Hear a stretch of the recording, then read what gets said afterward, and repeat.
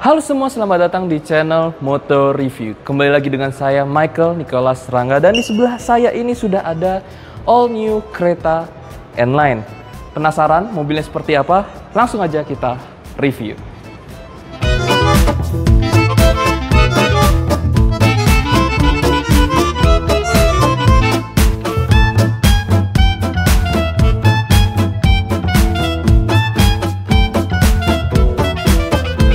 Iya, seperti yang saya bilang, ini adalah the all new Creta N-Line, yang berarti kereta ini sekarang sudah generasi ketiga.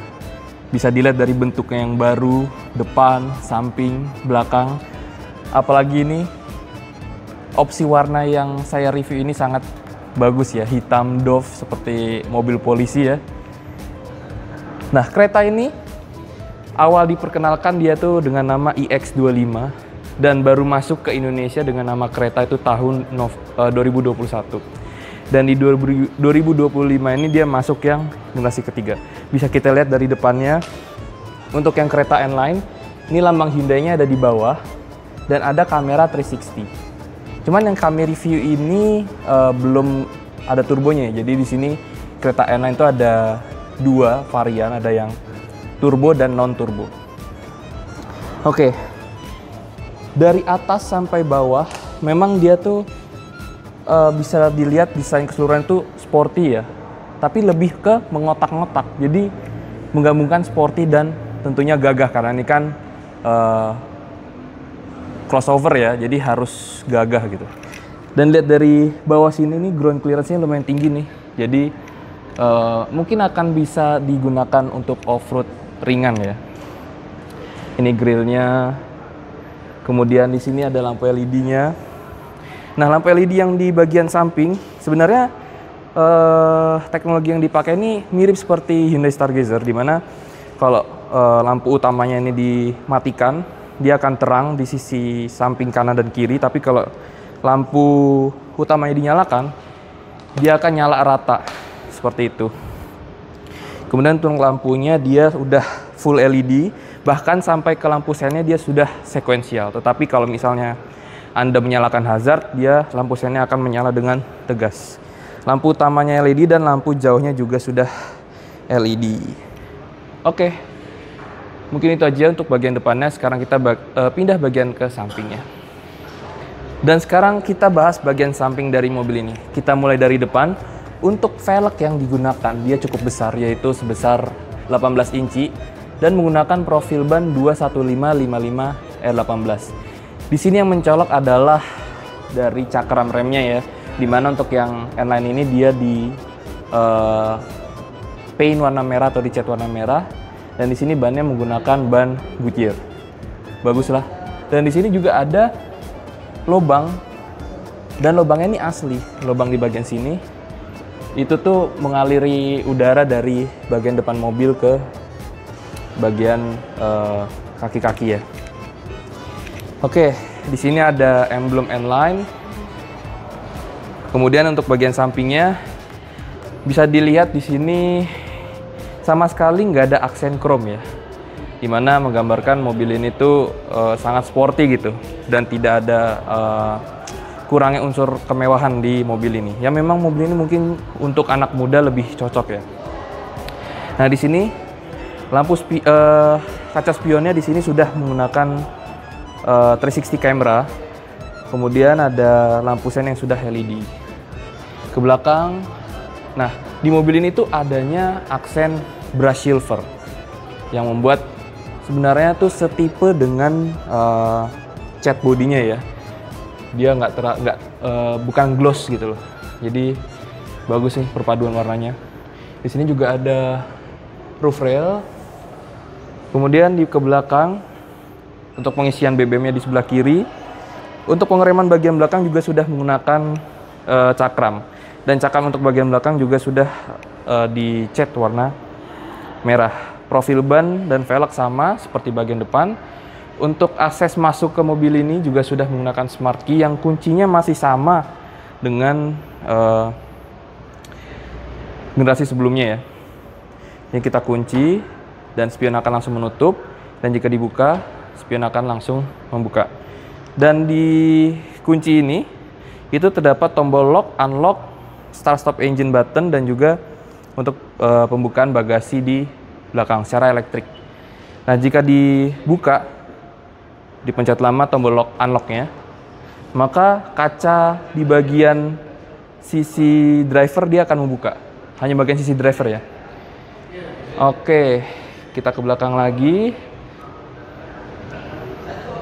Di sini dia, karena dia warnanya hitam ya, jadi untuk kacanya dia dipotong di sini menggunakan aksen brush silver tadi, jadi nggak seperti floating roof. Oke, sekarang kita bahas bagian belakang mobil ini. Oke, sekarang kita bahas bagian belakangnya. Di atas sini dia ada spoiler, dimana spoilernya ini double ya, jadi ada atas dan bawah yang membuat mobil ini kelihatan sporty sekali. Kemudian ada high mount stop lamp yang udah LED, ada rear defogger, ada wiper juga, dan lampunya nih yang unik nih.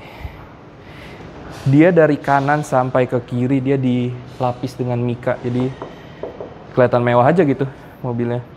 Kemudian di sini lambang Hyundai-nya juga bukan chrome melainkan brush silver juga. Sampai ke emblem keretanya nih. Nah, kita lihat bagian bawahnya. Di sini ada 4 sensor parkir ya. 2 di kanan, 2 di kiri. Di bawah ini juga ada diffuser ya, yang membuat mobil ini sangat-sangat sporty. Kemudian yang menambah aksen sporty itu tadi bisa dilihat nih, double muffler. Ini asli ya, jadi memang terlihat keren sekali dari belakang. Ini ada kamera mundur juga di bawah lambang Hyundai. Kita buka. Dia sudah electric power door, tapi untuk durasi membuka dan menutupnya memang cukup agak lama ya. Kemudian di sini di bagasi di bawah dia ada ban serep yang ukurannya tentunya beda. Di sini pakai R17 215/60, tapi memakai ban yang sama, Goodyear. Di sini kasnya crossover, dia tuh luas bagasinya, dan enaknya ini sudah ada partisi, jadi menambah privacy kalau kita ingin bawa barang, nggak dilihat oleh orang asing ya. Di sini juga udah ada subwoofer dari Bose, jadi speaker di mobil ini juga sudah premium. Di belakang juga udah ada colokan 12 volt dan 180 watt. Sayangnya lampunya masih bohlam nih di sini. Ya, tapi tinggal diganti sih, gampang. Kelipatan kursi pada bagian kedua ini juga sudah ada 2 ya. Ada kelipatan konfigurasi 40 dan 60-nya. Oke. Habis ini kita bahas bagian dapur pacu di Hyundai Creta N-Line non-turbo. Oke, sekarang kita lihat untuk dapur pacu di balik kap mesin Hyundai Creta N-Line non-turbo ini ya. Sini belum pakai hidrolik, jadi harus dipasang dulu.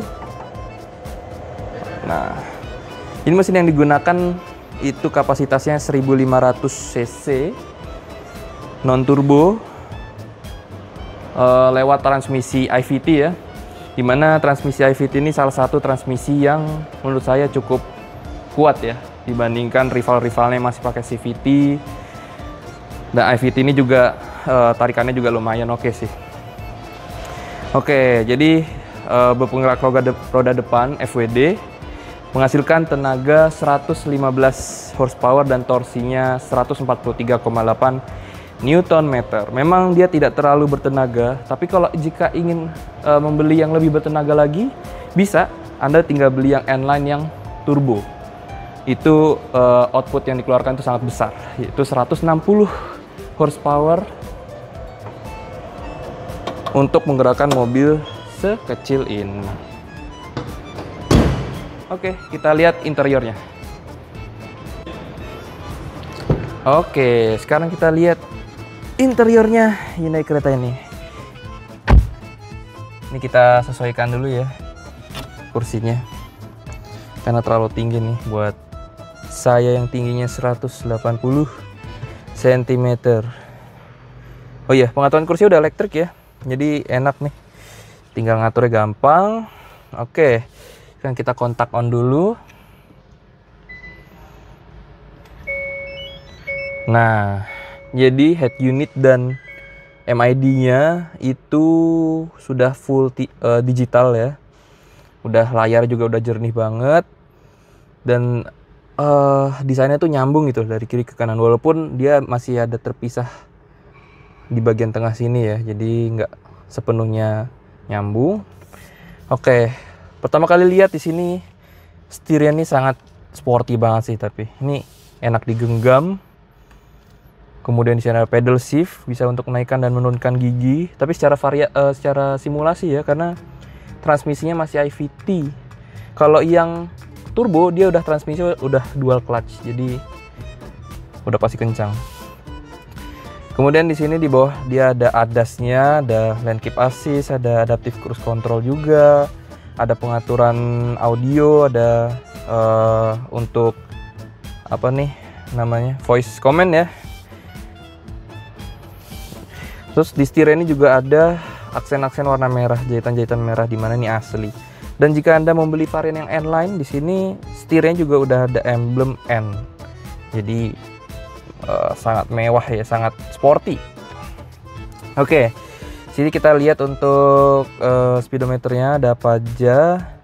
Di sini ada info berkendara, bisa kita lihat ada konsumsi bahan bakar. Kemudian ada kompas, ada informasi TPMS, ada konsumsi bahan bakar juga di bawahnya, ada suhu luar, ada sisa bahan bakar, dan ada indikator-indikator di mobilnya. Ini keren sih. Ini kayaknya bisa diubah deh kalau misalnya ubah mode berkendara. Oh, ubah desain nih, bukan ubah mode berkendara. Oh, ubah mode berkendara bisa. Oh ya, bisa tuh, dia berubah Eco, Normal, Sport, dan Smart. Oke, kita lanjut. Di sini ada saklar untuk perlampuan, lampunya udah auto. Dan untuk di kiri ada saklar untuk wiper. Wiper belum auto sayangnya, tapi udah bisa diatur intermittennya. Kemudian ada untuk wiper belakang juga ya. Dan di sebelah kanan di sini ada AC, ada tombol start stop engine button, dan ada tombol untuk vehicle stability controlnya. Ada tuas untuk membuka kap mesin. Kemudian di pintunya di sini dia udah pakai speaker Bose yang udah tadi saya bilang premium. Dan untuk sisi driver di sini kacanya sudah auto. Kemudian ada spion secara elektrik dan ada window lock juga. Ini untuk bahan dashboard sayangnya untuk harga 500 juta ya. Yang seri paling tingginya di sini masih menggunakan plastik sampai ke dashboard.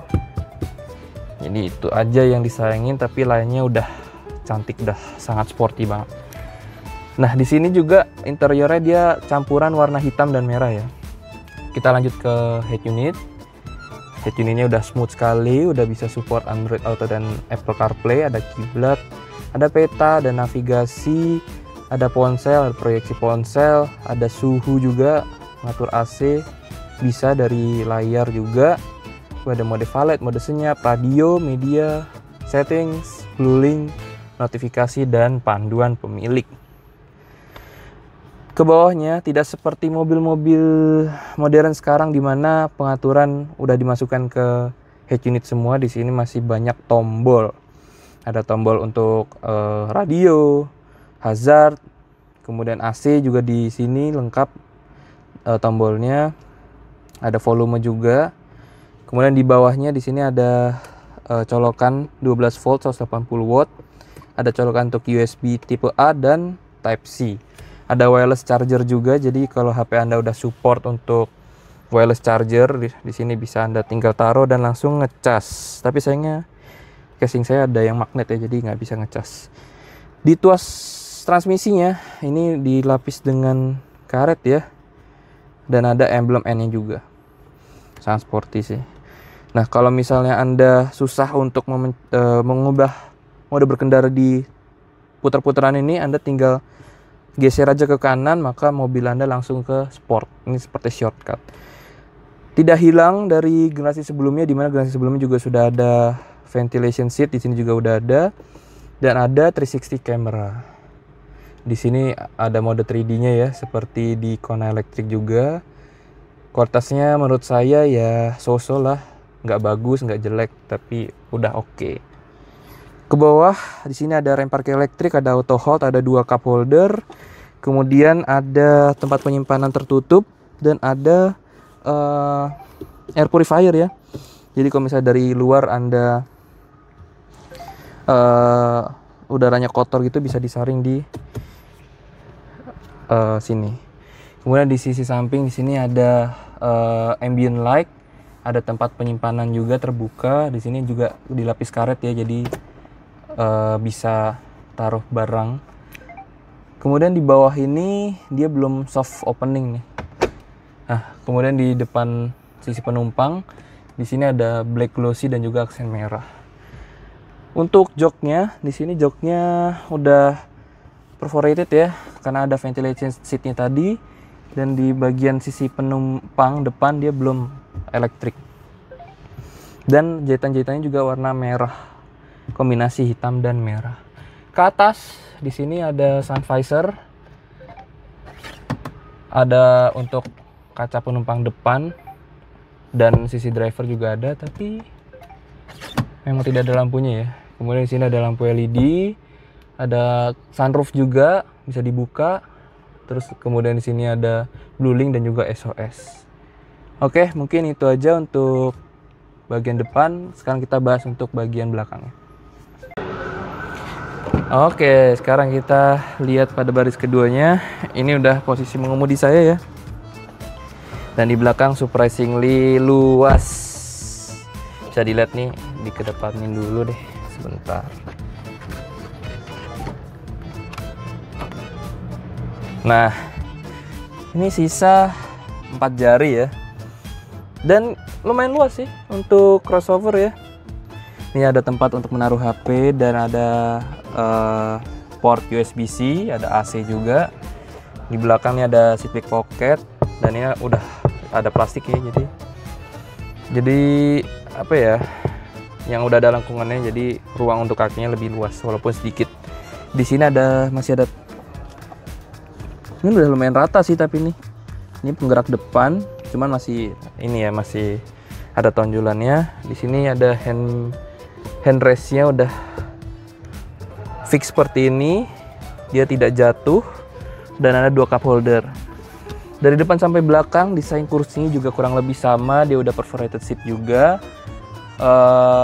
menggunakan kombinasi warna hitam dan merah. Di sini headrestnya juga udah adjustable semuanya, 3 titik. Untuk seatbeltnya juga 3 titik. Dan enaknya di kereta ini panoramic sunroofnya luas ya sampai ke belakang. Jadi kalau misalnya duduk di belakang bisa sambil ngelihat langit-langit. Jadi terasa luas gitu ya. Oh ya, di mobil ini juga udah ada TPMS ya. Jadi kalau misalnya Anda mau bepergian jauh, Anda nggak perlu ngecek satu-satu bannya. Jadi Anda tinggal cek aja di MID-nya, apakah tekanan bannya udah optimal atau belum. Di sisi pintu dia masih sama dengan depan, sebagian besar hard plastik, tapi di bagian yang terkena tangan di sini udah soft touch. Di sini untuk kacanya belum auto di semua pintu, dia hanya auto di bagian sisi driver aja. Di belakang ada 2 speaker. Di sini ada cup holder sebanyak 2 buah. Oke. Ini juga lampunya udah LED ya.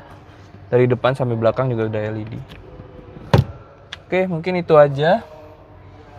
Oh iya, untuk plafonnya di sini udah plafon warna hitam ya. Jadi terkesan lebih premium gitu dibandingkan plafon yang masih warna beige atau krem itu. Oke, mungkin itu aja untuk bagian belakang. Sekarang kita bahas kesimpulannya. Oke, jadi kita udah mencapai penghujung acara untuk membahas Hyundai Creta N-Line non-turbo ini. Jadi kesimpulan saya mengenai mobil ini adalah jika Anda adalah orang yang memiliki jiwa anak muda, jiwa yang selalu semangatnya membara, Anda dapat memilih mobil ini. Karena apa? Karena mobil ini memiliki desain yang sporty, gagah, ground clearance yang tinggi, sangat cocok digunakan di jalanan Indonesia tentunya. Itulah kesimpulan saya mengenai mobil ini. Jangan lupa Anda untuk tekan tombol like, subscribe, dan juga share ke teman-teman kalian supaya channel Motor Review ini semakin berkembang. Saya Rangga, salam Motor Review.